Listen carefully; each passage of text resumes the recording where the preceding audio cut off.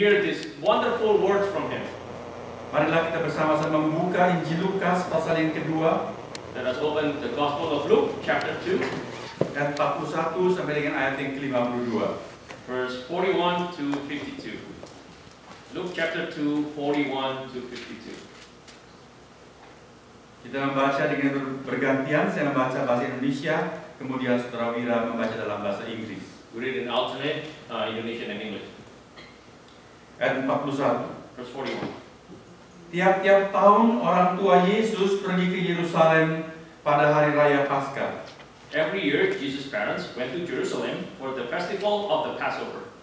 Ketika Yesus telah berumur 12 tahun, pergilah mereka ke Yerusalem seperti yang lazim pada hari raya itu. When he was 12 years old, they went up to the festival according to the custom. Sehabis hari-hari perayaan itu, ketika mereka berjalan pulang, tinggallah Yesus di Yerusalem tanpa diketahui orang tuanya. After the festival was over, while his parents were returning home, the boy Jesus stayed behind in Jerusalem, but they were unaware of it. Karena mereka menyangka bahwa ia ada di antara orang-orang seperjalanan mereka, berjalanlah mereka sehari perjalanan jauhnya, lalu mencari dia di antara kaum keluarga dan kenalan mereka. Thinking he was in their company, they traveled on for a day. Then they began looking for him among their relatives and friends. Karena mereka tidak menemukan dia, kembalilah mereka ke Yerusalem sambil terus mencari dia. When they did not find him, they went back to Jerusalem to look for him. Sesudah 3 hari, mereka menemukan dia dalam bait Allah. Ia sedang duduk di tengah-tengah alim ulama sambil mendengarkan mereka dan mengajukan pertanyaan-pertanyaan kepada mereka. After 3 days, they found him in the temple court, sitting among the teachers, listening to them and asking them questions. Dan semua orang yang mendengar dia sangat heran akan kecerdasannya dan segala jawab yang diberikannya. Everyone who heard him was amazed at his understanding and his answers. Dan ketika orang tuanya melihat dia, tercenganglah mereka, lalu kata ibunya kepadanya, "Nak, mengapakah engkau berbuat demikian terhadap kami? Bapakmu dan aku dengan cemas mencari engkau." When his parents saw him, they were astonished. His mother said to him, "Son, why have you treated us like this? Your father and I have been anxiously searching for you." Jawabnya kepada mereka, "Mengapa kamu mencari aku? Tidakkah kamu tahu bahwa aku harus berada dalam rumah Bapakku?" "Why were you searching for me?" he asked. "Didn't you know I had to be in my father's house?" Tetapi mereka tidak mengerti apa yang dikatakannya kepada mereka. But they did not understand what he was saying to them. Lalu ia pulang bersama-sama mereka ke Nazaret, dan ia tetap hidup dalam asuhan mereka, dan ibunya menyimpan semua perkara itu di dalam hatinya. Then he went down to Nazareth with them and was obedient to them. But his mother treasured all these things in her heart. Dan Yesus makin bertambah besar dan bertambah hikmatnya dan besarnya, dan makin dikasihi oleh Allah dan manusia. And Jesus grew in wisdom and stature and in favor with God and man. Saya hendak mulai khotbah sore hari ini dengan sebuah kuis. I would like to begin with a quiz. Marilah kita memperhatikan. Let's pay attention. Inilah saat pertama kali Tuhan Yesus ke Yerusalem. This is the first time Jesus went to Jerusalem. Ketika itu dia berusia 12 tahun. He was about 12 years old. Setiap tahun Hari Raya Paskah adalah salah satu hari raya yang terbesar yang harus dihadiri oleh setiap orang laki-laki di sekitar Yerusalem. Every year, Passover is the biggest celebration that has to be attended by all men around Jerusalem. Nah, pada hari raya besar itu Tuhan Yesus diajak ke Yerusalem. During this celebration, Jesus was brought to Jerusalem. Dan setelah semua selesai, mereka pulang. And after everything's done, they went home. Maksud saya rombongan itu besar pulang. The whole Calvary, the whole village went home.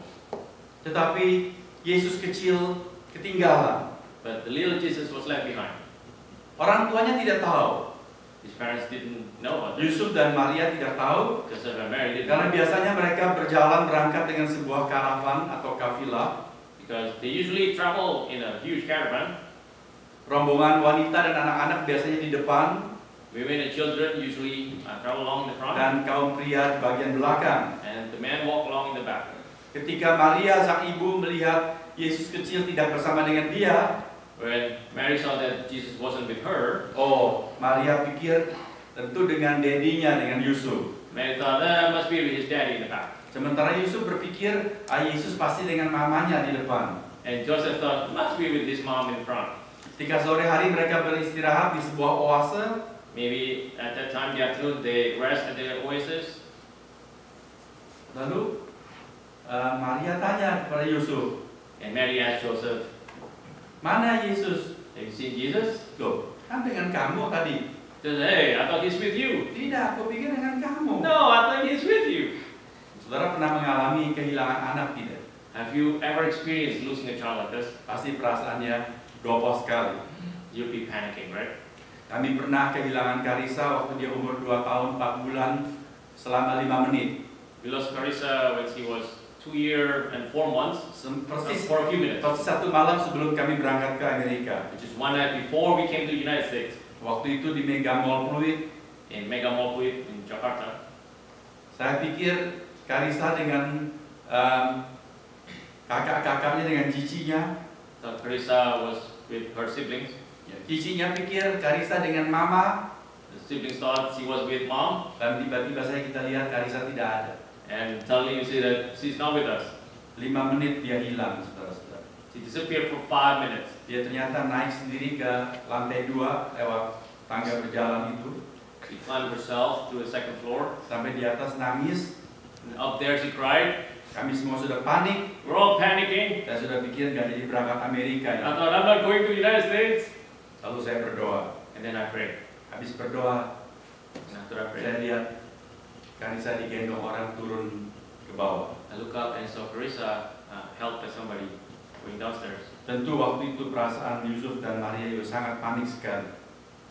You can imagine Joseph and Mary had the same feeling. Lalu dikatakan mereka kembali mencari Yesus ke Yerusalem. They were looking for Jesus back in Jerusalem. Kuis yang saya mau ajukan adalah, The question I want to convey to you: berapa hari mereka butuhkan untuk mencari Yesus?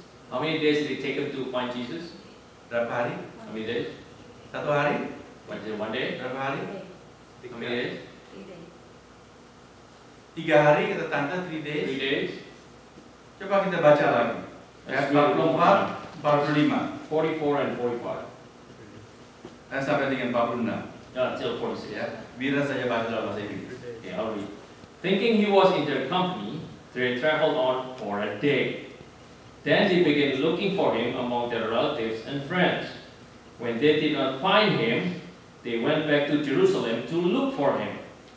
After 3 days, they found him in the temple courts, sitting among the teachers, listening to them and asking them questions. Berapa hari mereka mencari Yesus akhirnya ketemu? So how many days until they found Jesus? 3 hari. 4 hari. 3, 4? Oke. Ya. Kita katakan boleh 4 hari, sesudah 3 hari. About 4 days. Yeah. Atau 3 hari. Or 3 atau 4. Pertanyaan di kuis. Mengapa baru setelah 3 atau 4 hari mereka menemukan Yesus? Mengapa sesudah 3 atau 4 hari baru mereka temukan Yesus? Itu kuisnya. the question is this: how come only after 3 or 4 days they found Jesus?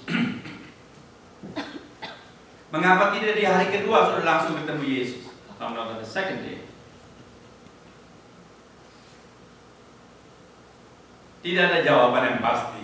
There's no definite answer. Kalau ada tes seperti ini, saudara tidak usah khawatir, saudara boleh menjawab apa saja, karena ini berupa tafsiran. If there's a question like this in the test, you can answer anything. It's just interpretation. Kalau saudara punya anak 12 tahun, If you have a 12-year-old child, saudara ajak ke San Francisco, you take that child to San Francisco, lalu dia hilang, and then the child disappears, saudara cari dia kemana? where will you look for that child? Atau kalau saudara jalan-jalan di Fisherman Wharf, Or if you go to Fisherman Wharf, tadi dia sama-sama saudara, the child was with you, tahu-tahu tiba-tiba sudah tidak ada. and then the child disappeared, Saudara cari dia di mana? Where will you look for the child? Lost and found. Lost and found. Jun cari lost and found, memang ini dompet. Just like a purse, huh? Very easy. Cari di mana? Tempat mainan anak. Ya, Bu Ratna mengatakan di tempat mainan anak-anak. Children's playground maybe.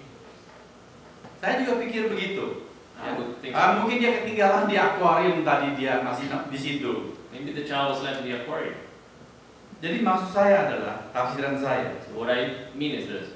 mereka mencari Yesus sampai perlu begitu lama. They were looking for Jesus and it took that long. Karena mereka mencari Yesus di tempat-tempat yang dia pikir wajar untuk anak-anak usia 12 tahun mampir. Because they're looking for natural places for a 12-year-old to visit.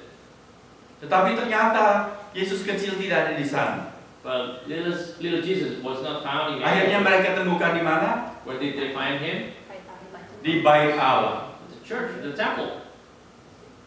Ini satu hal yang menarik sekali. It's a very interesting fact. Seorang anak 12 tahun A 12-year-old child, dia menggunakan waktu 3-4 hari untuk diam di tempat yang tidak diduga oleh orang-orang dewasa. he's using 3 to 4 days to stay at a place that is completely unexpected. Dan tidak heran Yusuf dan Maria agak jengkel. No wonder Joseph and Mary were a bit annoyed. Lalu berkata dalam ayat 48 kepada Yesus, And in verse 48, they say, "Nah, mengapa engkau berbuat demikian terhadap kami? Bapamu dan aku dengan cemas mencari engkau." Son, why have you treated us like this? Your father and I have been anxiously searching for you. Marilah kita dengar jawab Tuhan Yesus. Let's hear what Jesus said. Beberapa waktu belakangan ini kita sedang terus memperhatikan perkataan-perkataan Tuhan Yesus. The last few weeks, we've been paying attention to what Jesus is saying. Karena dia adalah Tuhan, Because he is Lord. maka setiap perkataannya itu benar dan perlu kita perhatikan. So everything he said is the truth, and we need to Mari pay semua attention. membaca ayat 49 yang menjadi ayat emas renungan kita sore ini. Let's all read verse 49, which is, Bersama-sama bahasa Indonesia, bahasa Inggris, baca bareng. let's all read together. Indonesia and English, let's just read together. 2, 3. Why Jawab were you Yesus, searching me? mengapa kamu mencari aku? Didn't you Tidak know kamu tahu I had to be in my father's dalam house? rumah Bapa. Tuhan Yesus berkata, mengapa kamu mencari aku? Jesus said, why were you searching for me? Tidakkah kamu tahu bahwa aku harus berada di dalam rumah Bapakku? Didn't you know I had to be in my Father's house? Di dalam terjemahan Amplified Bible, In the Amplified Bible translation, Tuhan Yesus mengatakan demikian. Silakan Mira baca. he said to them, how is it that you had to look for me? Did you not see and know that it is necessary as a duty for me to be in my Father's house and be occupied about my Father's business? Jadi bukan sekedar tidakkah kamu tahu bahwa aku harus berada dalam rumah Bapakku? So it's not just, don't you know I have to be in my Father's house? Tapi dia berkata, tidakkah kalian mengerti He says, don't you understand bahwa adalah perlu bagiku seperti sebuah kewajiban atau tugas untuk berada di rumah Bapa? that it is necessary as a duty for me to be in my Father's house Dan terlibat di dalam urusan-urusan pekerjaan Bapakku. and be occupied about my Father's business? Saudara-saudara, ini bukan sekedar ocehan pintar omongnya seorang anak Nadia, It's not just a smart talk from a teenager, tetapi di sini kita belajar mengenai prinsip Tuhan Yesus. but today we learn about Jesus' principles. Ketika dia mulai mengerti bahwa sesungguhnya dia adalah anak Allah yang diutus ke dalam dunia ini, And he began to understand that he is the Lord's Son who is sent to this world. maka baginya adalah wajar untuk berada dalam pekerjaan Bapaknya.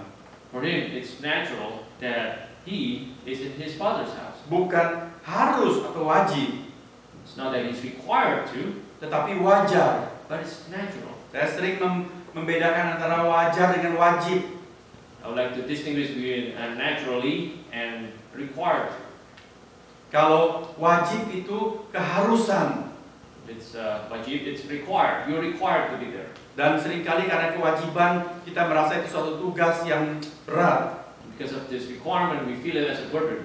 Tapi kewajaran adalah sesuatu yang keluar dengan normal dari dalam. But something natural comes out normally from within. Itulah yang dihayati oleh Tuhan Yesus. This is what Jesus understood. Dalam budaya zaman itu, According to that time's culture, khususnya di Asia, especially in Asia, anak adalah wajar mewarisi pekerjaan bapaknya. it's natural for a child to inherit his father's occupation.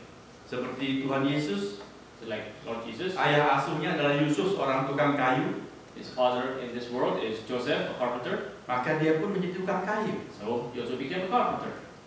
Saya mempunyai seorang teman, I have a friend. sebetulnya dulu dia adalah murid saya. He used to be my disciple. Karena waktu saya murid student, di sekolah. at school. Waktu saya sudah menjadi hamba Tuhan, dia masih tingkat SMP. And now as a pastor, he's only in junior high. Sekarang dia sudah menjadi pemilik toko emas.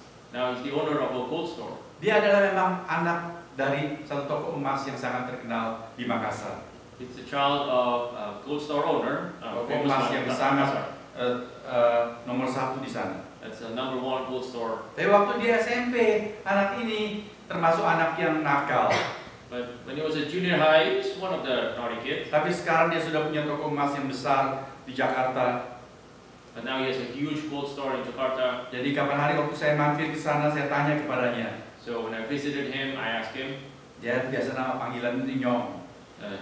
his nickname is Nyong. Saya tanya, Nyong, bagaimana kamu kok sekarang jadi pintar bisa jaga dan punya toko emas? He said, Nyong, how come you're so smart now? You have this gold store on your own. Dia cerita, And he told me a story. waktu dia masih SMP, When he was in junior high, setiap hari habis pulang sekolah, every day after going back to papanya school, mewajibkan semua anak laki-laki harus ke toko.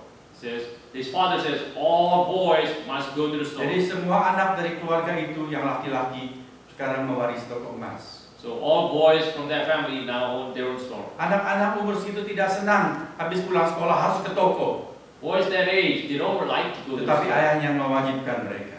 But their father required them. Mereka harus mengerti bagaimana membedakan emas yang tulen dengan emas yang palsu. They had to understand how to distinguish the real from the Mereka fake. harus bisa mengukur karat emas hanya dengan melihat. They must understand how to measure the carat just by looking at it. Mereka mengerti nilai berlian. They understand the value of diamond. Mereka tahu bagaimana menghitung transaksi dan sebagainya. They know how to calculate all transactions and so on. Itulah budaya Asia. That's Asian custom. Anak mewarisi pekerjaan ayah. The child inherits the father's occupation. Saudara-saudara, apa kita adalah anak-anak Allah? Brothers and sisters, are we children of God? Firman Tuhan mengatakan, God's word says, barang siapa yang percaya dan menerima Yesus Kristus, whoever believes and accepts Lord Jesus Christ, orang itu diberikan hak untuk menjadi anak Allah. that person was given a privilege to become God's children. Bila Anda sungguh-sungguh percaya kepada Tuhan Yesus, If you truly believe in Lord Jesus, Anda diselamatkan. you are saved. Apa artinya diselamatkan? What does it mean to be saved? Diselamatkan artinya pertama, Anda dibebaskan dari perbudakan dosa, It means you are freed from the slavery of sin. diangkat masuk ke dalam keluarga Allah. You are now a member of God's household. Anda menjadi anak Allah. You become God's child. Anda mendapatkan hidup ilahi di dalam hati Anda. You receive this godly life inside of you. Sehingga kita mempunyai sifat-sifat seperti Kristus sendiri. So we become more like Jesus Christ. Kita tidak suka berbuat dosa. We don't want to do sins Kita anymore. suka mengerjakan yang benar dan suci. We want to do the right thing. Itulah sifat-sifat anak Allah. That's the attitude of the Son of God. Dan kalau seseorang betul adalah anak Allah, And if you truly are a child of maka God, dia wajar seperti Tuhan Yesus suka di dalam pekerjaan Bapaknya. it's natural that you like to be occupied with the Father's business. Gembira berada di rumah Bapa. You're joyful to be in your Father's house. Suka terlibat di dalam pekerjaan Bapa. You want to be occupied. You want to be involved in the Father's work. Mengapa sore ini saya mengambil tema ini untuk khotbah? Why do I pick this as today's sermon topic? Karena saya tahu Because I know dan saya diingatkan. and I'm reminded Sore hari ini untuk pertama kali beberapa youth kita, bahkan seluruh youth kita ambil bagian dalam pelayanan bersama-sama. And this is the first time our entire youth participate in the ministry. Saya ingin menggarisbawahi pelayanan mereka. I want to highlight this Saya ministry. ingin mendukung pelayanan I mereka want to encourage and support this. supaya mereka rajin bekerja di dalam rumah Bapa.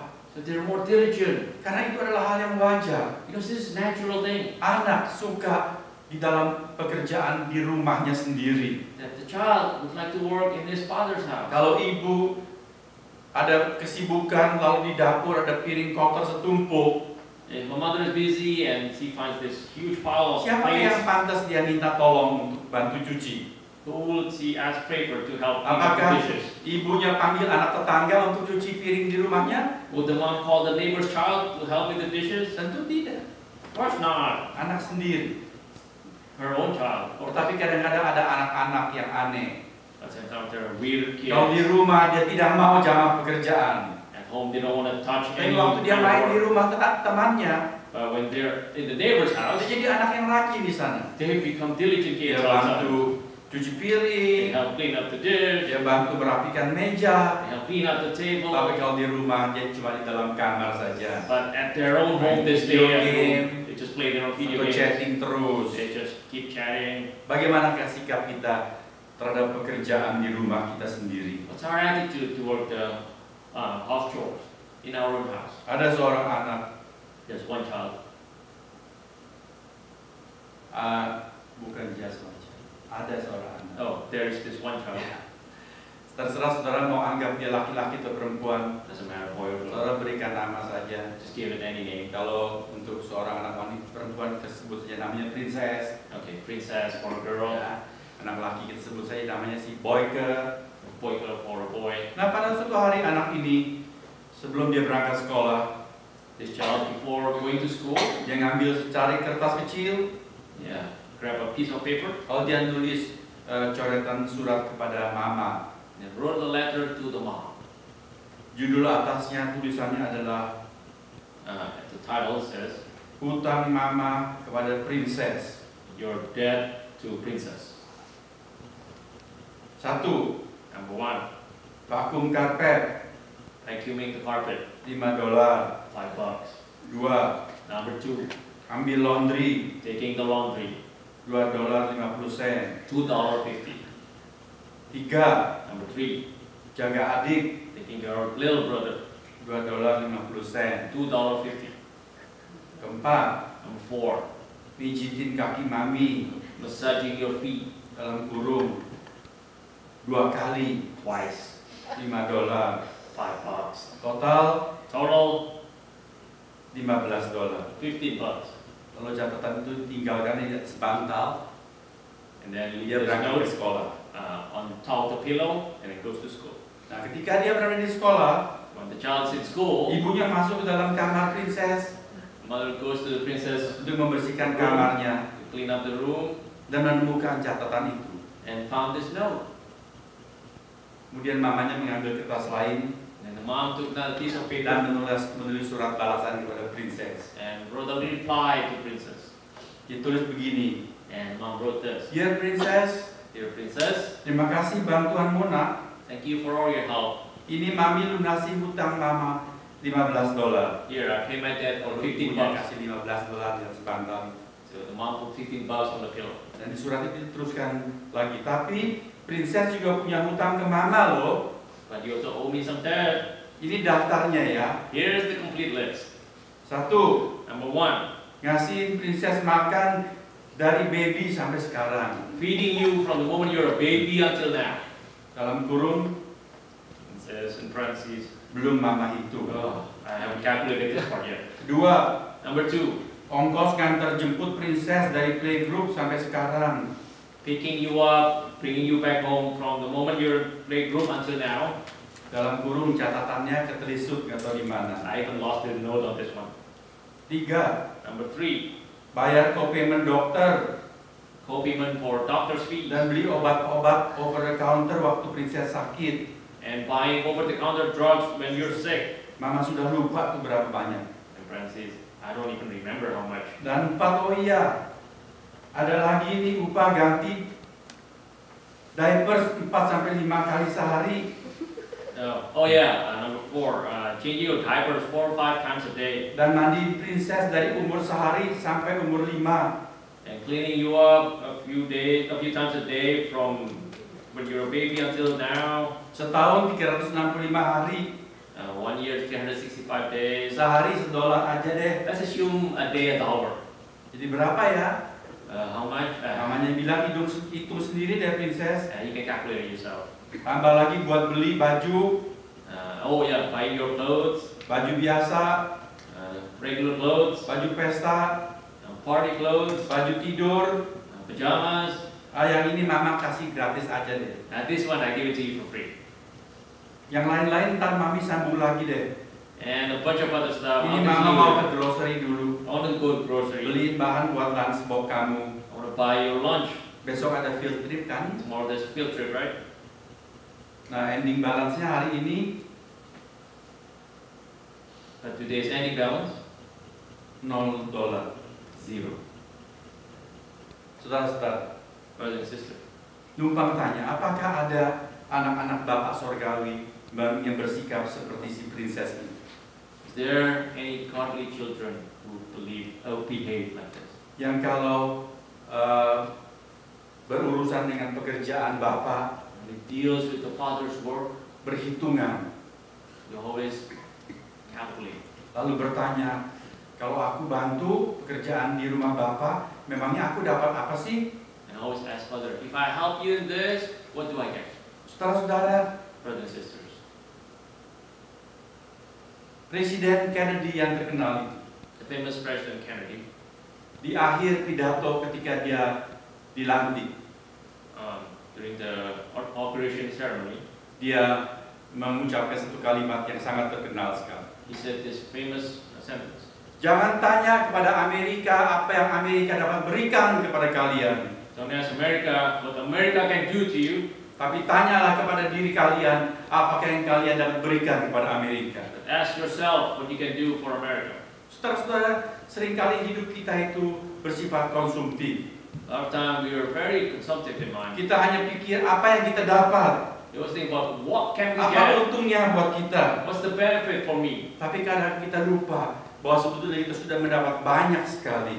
A lot of time we forget we already gained so Kalau much. kita berbicara mengenai bekerja di rumah Bapa, We're talking about working in our Father's house. apa kita ingat bahwa Bapa di sorga itu sudah lebih dahulu memberi begitu banyak kepada kita. Do we remember that our God in heaven, our Father, has already given us so much? Kita datang ke dunia tidak bawa apa-apa, We came to this world with nothing, tapi Dia memberi kepada kita kepandaian, and yet He gave us Dia memberi kepada intelligence, kita kecantikan, give us beauty, Dia memberi kepada kita keluarga yang baik, give us a great yang family, memberi kepada kita rezeki, He give us wealth. bahkan yang terbesar Dia memberi kepada kita anaknya yang tunggal But the biggest of all, He gave us His only Son untuk menjadi juru selamat kita. to become our Savior. Kita sudah mendapat begitu banyak. We get so much already. Apa kita masih selalu bertanya, apakah yang aku dapat dari Tuhan? Do we still have to ask, what can I get from this?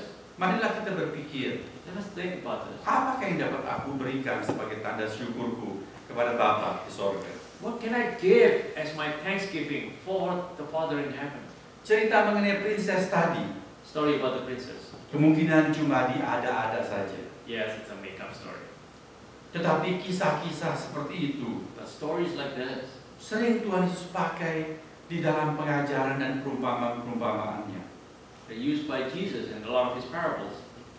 Rupanya Tuhan Yesus memperhatikan Jesus paid attention. bahwa banyak orang yang menyebut dirinya anak-anak Allah, A lot of people who call themselves children of God, tapi bersikap seperti si princess tadi. but behave just like the princess. Di Injil Matius pasal 21, In Matthew chapter Tuhan Yesus 21, bercerita mengenai seorang bapak punya 2 anak. Jesus told about a father with 2 sons. Kepada anak yang besar dia berkata, The oldest one, he said, pergilah ke kebun anggur milik kita dan bekerja di sana. go to our vineyard and work over there. Si anak menjawab apa? What does the child reply with? Anak itu menjawab, ya Bapak, The child says, yes, Father, tetapi dia tidak pergi. but he didn't go. Lalu Tuhan Yesus berkata, Bapak itu berkata kepada anak yang kedua, And the father said to the second child, pergilah ke kebun anggur kita dan bekerja di sana. Go to our vineyard and work there. Anak itu berkata, aku tidak mau. And the child says, no, I don't want to. Tapi kemudian dia masuk kamar.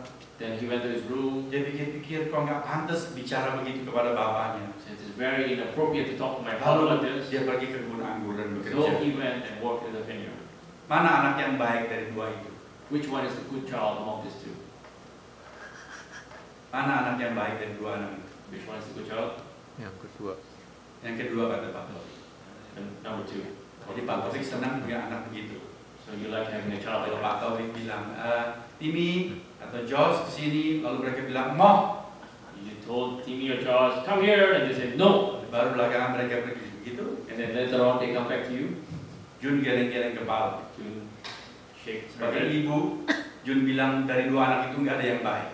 As a mom, she said, none of these two are Sesungguhnya dari dua anak itu tidak ada yang baik. That's the truth. None of these two are Cuma good yang child. kedua mendingan lebih baik daripada yang pertama. Only the second one is less evil than the first one. Sebetulnya yang terbaik adalah selalu berkata iya kepada Bapa di surga. The best one is the one that always says yes to our God in heaven. Bukan cuma bilang iya, tapi tidak ada bukti apa-apa. Not just say yes, that has no proof behind it. Di dalam Lukas pasal 15, In Luke chapter 15, Tuhan Yesus bercerita mengenai seorang bapak yang juga punya dua anak. Jesus told the story about a father with two sons. Anak yang pertama tidak betah di rumah.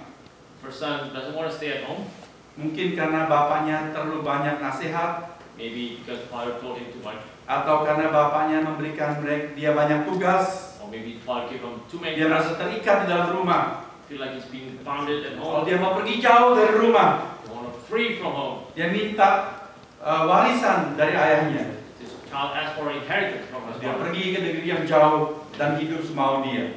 And he went to a faraway place and lived according to his own will. Ayah itu punya anak yang kedua. Father has a second one. Anak yang kedua ini tinggal di dalam rumah, Second child stays at home. rajin bekerja, He's very diligent at work. senang membantu pekerjaan bapaknya. He's always helpful. Tetapi satu hari, But one day, ketika adiknya yang tadi minggat itu when the one that went to faraway land pulang came back home, sudah bangkrut, being bankrupt, sudah tidak lagi pakai jubah yang bagus, not wearing any good tapi clothes, sudah pakai baju yang rombeng seperti pengemis. wearing any lousy clothes just like a beggar. Badannya dulu gagah, Used to be handsome. sekarang sudah kurus kering Now he's dry to the bone. dan penyakitan He's sick karena ngedrug, because he's doing drugs. karena main dengan pelacur, Because he went to sudah mengidap penyakit kotor. and he had all these diseases. Pulang begitu rusak keadaannya. He went home completely broken. Tapi ayahnya membuatkan pesta untuk anak ini. But father had a celebration for this child. Lalu sang koko yang tadi rajin bekerja Then the diligent child mengungkapkan isi hatinya. was annoyed. Dia ngambek. And he expressed, Dia tidak mau masuk ke dalam pesta. says, I don't want to join the party. Papanya keluar bilang, kita sedang senang karena dulu adikmu hilang, sekarang sudah pulang. The father says, hey, your sibling was lost, now he's back. Kita pikir dia sudah mati. We thought he was dead. Ternyata dia masih hidup. He's still Tapi alive. kita pesta. Let's celebrate. Anak itu bilang apa? What does this child say? Anak itu bilang begini. The child says this. Setelah bertahun-tahun aku melayani Bapa So many years I serve you. dan belum pernah aku melanggar perintah Bapa. I've never violated your command. Tetapi kepadaku belum pernah Bapa memberikan seekor anak kambing pun untuk bersukacita dengan sahabat-sahabat. But you've never given me even a single goat for me to celebrate with my friends. Jadi ada tipe anak yang kedua, So there's this second child. kelihatannya baik, Seems to be good. tinggal di rumah, Stays at home. membantu pekerjaan Is Bapa. always helpful with the Tapi work. ternyata hatinya bukan hati seorang anak. But his heart is not the heart of a child. Hatinya hati seorang pegawai. His heart is the heart of an employee. Hatinya hati seorang budak It's like the heart of a slave. yang hitung-hitung, It always counts. hari ini aku sudah kerja. Today I work. Apa yang Bapak berikan kepadaku? What did the Father give to me? Dia hitung-hitung terus. He keeps Dia punya calculating. catatan pribadi. He has this private notes. Dan ketika peristiwa adiknya pulang dan ayahnya menyambut adiknya itu, And when his father celebrated his lost sibling, meledaklah hatinya. he exploded. Dan dia mengungkapkan betapa bapaknya seperti tidak tahu menghargai dia. And he expressed his disappointment. Saudara, bagaimanakah sikap kita sebagai seorang anak yang ditebus oleh Yesus Kristus menjadi anak Allah? So what's our attitude as a child that has been freed by Lord Jesus? Apa kita That's been suka paid for. bekerja di rumah Bapa? We like to work in our Father's house. Atau kita berhitung-hitungan dengan Bapa? Or do we always calculate with our Karena Father? kita merasa Bapa tidak memberikan kita apa-apa, We feel like our Father doesn't give us anything. maka kita tidak suka mendukung pekerjaan Bapa. Therefore, we don't want to support His work. Mari kita kembali melihat teladan Tuhan Yesus. Let's look at the example of Lord Jesus. Dia bukan cuma omong saja ketika dia usia 12 tahun. It's not just all talk when He was Tapi called. seumur hidupnya yang singkat, 33 tahun setengah itu, But throughout His short 33 years of life, dia menunjukkan sikap bagaimana dia bekerja yang mengurus pekerjaan Bapa di dunia ini. He showed the right attitude on how to support the Father's work in Di His Injil work. Yohanes pasal 5 ayat 17. In Gospel of John 5, verse Waktu 17, itu Tuhan Yesus baru menyembuhkan seorang yang lumpuh 38 tahun.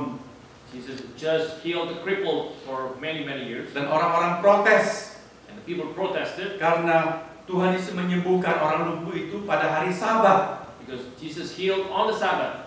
Mereka bilang hari Sabat tidak boleh kerja. He said, on Sabbath, you're not supposed to work. Dan menyembuhkan orang sakit adalah bekerja. And healing somebody is work. Tapi apa kata Tuhan Yesus? How did Jesus reply? Tuhan Yesus berkata demikian. Jesus said this, Bapakku bekerja sampai sekarang, my Father works until now, maka aku pun bekerja juga. and therefore I'm working as well.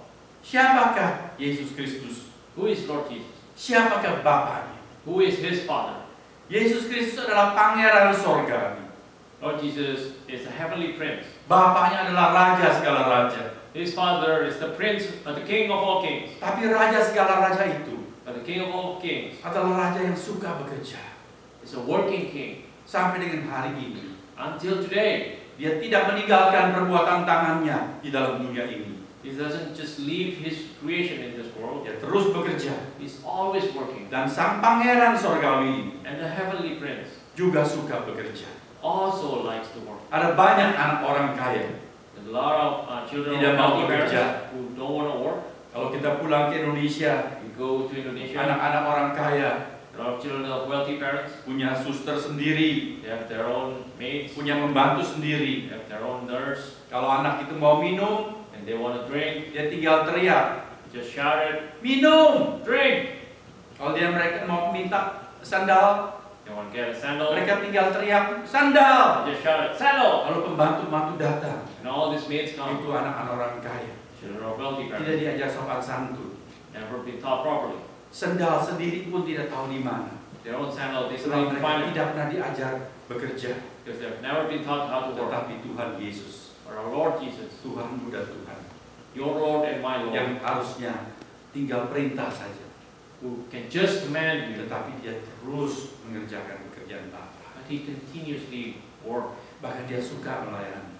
He loves to serve. Satu hari dia mencuci kaki murid-muridnya sendiri, One day He washed the disciples' feet, seperti seorang pelayan. just like a servant. Dia tidak alergi terhadap pekerjaan. He's not allergic to work. Di Injil Yohanes pasal 4, Gospel of John, chapter waktu 4, itu Tuhan Yesus melewati tanah Samaria. verse 34, Jesus passed through Samaria. Firman Tuhan mengatakan hari itu dia harus melewati tanah Samaria. Word of God said that day He had to pass Orang Samaria. Yahudi pada zaman itu tidak mau lewat tanah Samaria. Jews at that time, they didn't want to pass Samaria. Kalau mereka dari utara ke selatan, dari selatan ke utara, mereka selalu putar daerah itu lebih jauh karena mereka menganggap tanah itu tanah yang najis. Doesn't matter when you go from north to south or south to north, they always work around Samaria because they thought of it as the dirty land. Tapi Tuhan Yesus mau lewat tanah itu hari itu. But Jesus that day went through Samaria. Karena apa? Why? Karena di dalam pimpinan Roh Kudus, dia tahu di sana ada seorang perempuan yang perlu ditolong dari dosa. By the guidance of the Holy Spirit, He knew at that time there's this lady Lalu who Tuhan needed His Yesus help. menyempatkan bicara dengan perempuan itu. And Jesus took the time to speak to her. Perempuan yang hidupnya tidak susila atau tidak pantas. this woman didn't live a good life, but a appropriate Tapi life. karena pelayanan Tuhan Yesus, That's because of Jesus' ministry. dia bertobat, She repented. dia menjadi saksi Tuhan. She became the Lord's witness. Dan karena perempuan ini bersaksi, satu desa bertobat. And because she had this witness, the entire village repented. Murid-murid pergi ke kota membeli makanan. Disciples went to the town to buy food. Ketika mereka balik membawa makanan, And they came back with the food. mereka bilang kepada Tuhan Yesus, They told Lord Jesus, Guru, Teacher, marilah makan. let's eat. Tapi Tuhan Yesus tidak mau makan. But Jesus didn't want to eat. Padahal dia lapar dan haus. Even though he's hungry. Mengapa? Why? Dia berkata demikian. He said this. Makananku ialah melakukan kehendak Dia, kehendak Bapakku yang mengutus aku dan menyelesaikan pekerjaannya. My food is to do His will who sent me and to complete His work. Dalam bahasa asli In the original word, yang disebut dengan makanan it says that my food here adalah rezekiku. is my blessing. Orang Tionghoa mengatakan kantauku. In Chinese, my kangtao. Nah, rezekiku. It's my wealth. My Kalau saudara fortune. dapat kantau senang tidak? You Huh? like receiving fortune?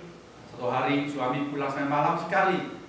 One day a husband goes home very late. Istri tanya, kemana kamu? Wife asks, where have you been? Wah, ada kantau. There's kangtao. Ada rezeki. There's this Pulang fortune. malam pun gak apa. It's okay. Senang. It's okay to go Karena akan home late dapat untung. because I get this Jadi fortune. Tuhan Yesus berkata, So Jesus said, keuntunganku my benefit, membuat my aku fortune, senang.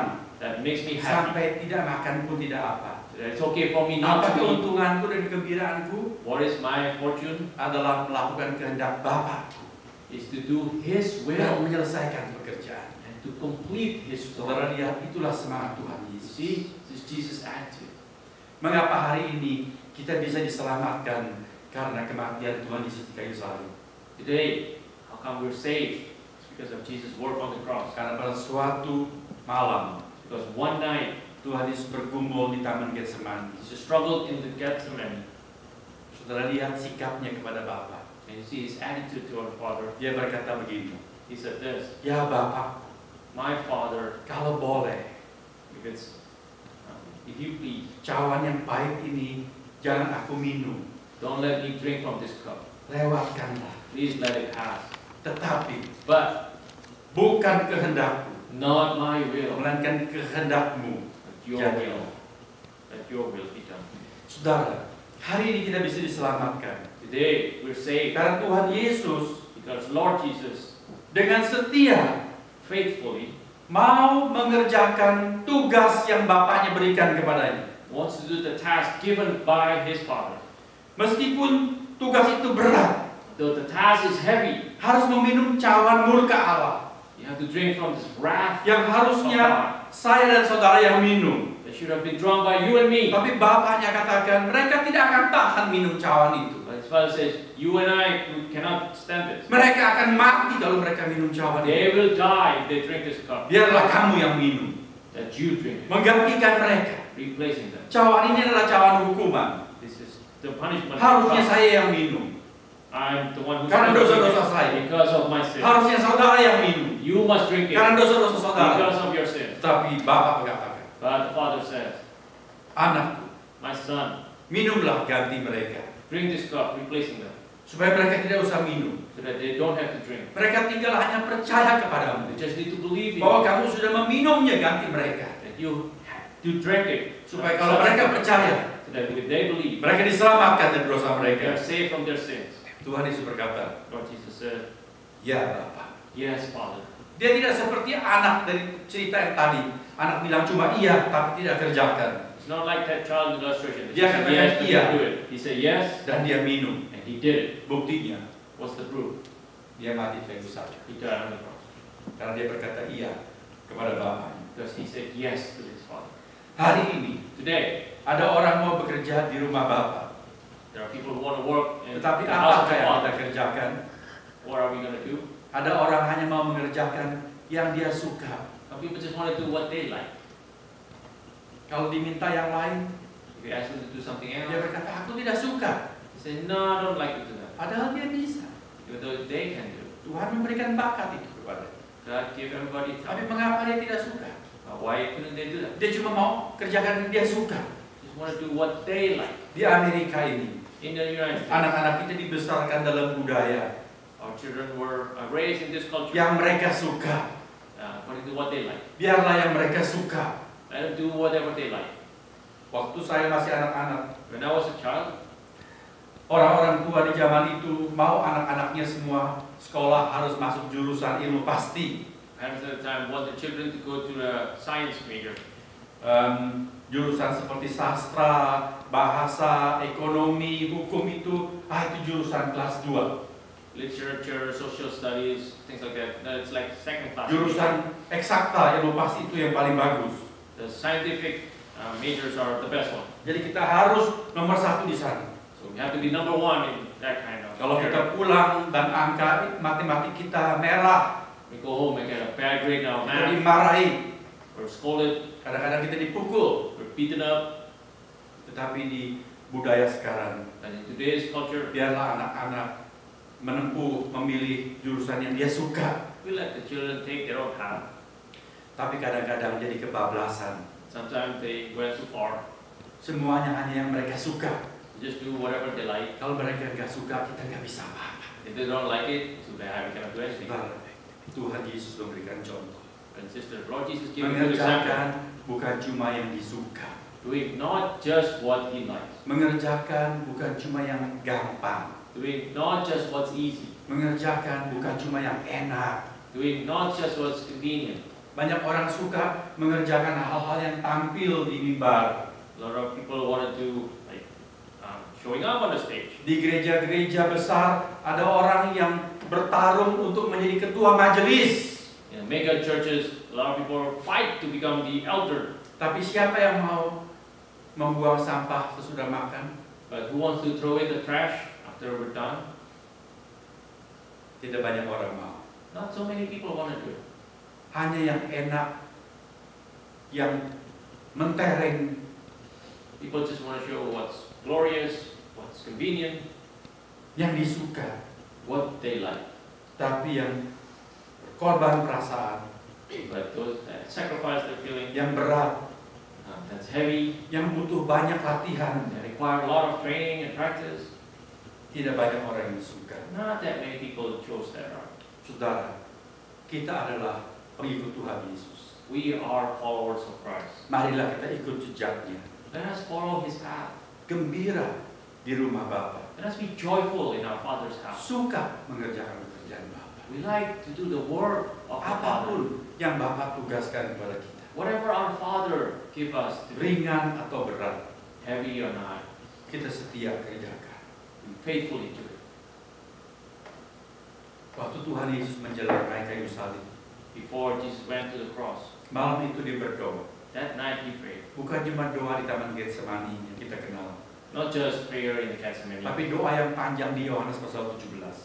but there's a long prayer in John chapter 17. Lalu di awal doa itu, 17 verse 4. dengarkanlah ini. Okay, thanks to this. Tuhan Yesus berkata, Lord Jesus said, Aku telah mempermuliakan engkau di bumi. I have glorified you on earth.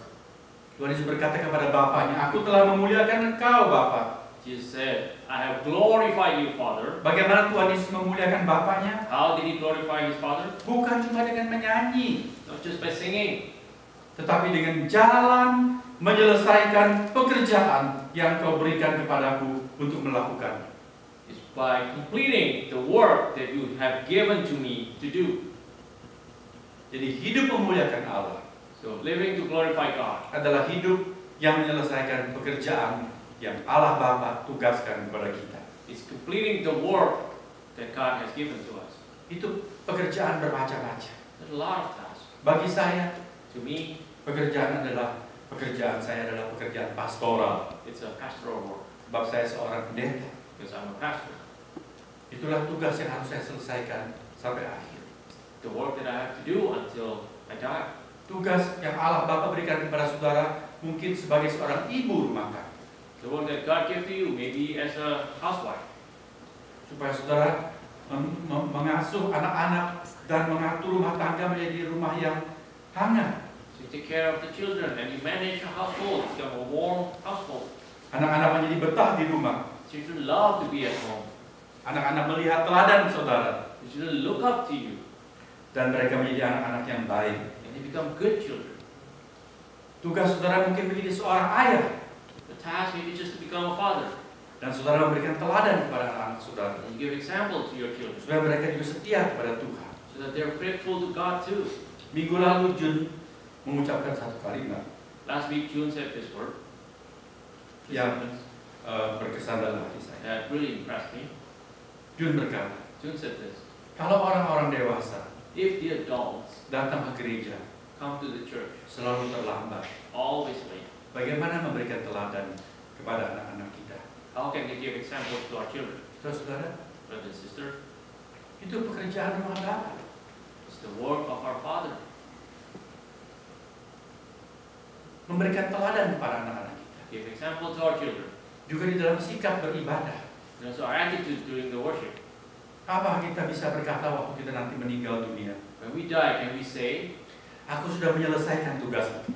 I have completed your work? Satu tugas yang sangat sederhana. It's a very simple Menjadi work teladan bagi anak-anak kita. to be an example to our children. Kalau kita sendiri sebagai orang dewasa, When we as adults, gampang-gampang tidak datang kebaktian pada hari Minggu. we choose not to come or not during Sunday, Bagaimana kita harapkan anak kita setia kepada Tuhan? how can we expect our children to be faithful to the Lord? Saudara, marilah Brother and sister, kita menjadi anak-anak let us become the children yang senang bekerja di rumah Bapa, who loves to be in our Father's mengerjakan house, tugas-tugas